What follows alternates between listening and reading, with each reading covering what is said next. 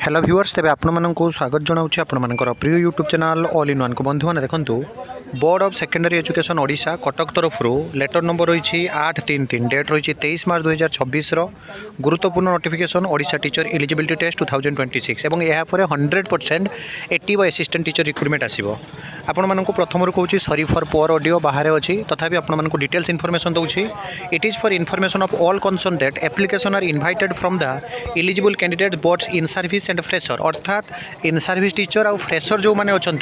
for appearing in Odisha teacher eligibility test 2026 as per the following guidelines जो थे कि online आवेदन करेंगे www.bscodsha.nic.in ले 26/3/2026 रु आपणकर 9/4/2026 आपण मैंने देखूँ 26/3 रु आपणकर 9/4 पर्यंत आपणकर आवेदन हम एवं पेमेंट आपणकर 9/4 पर्यंत ही चलो एवं आपणकर पेपर 1 परीक्षा जोटा कि 29/5/2026 ये देखूँ the examination will be conducted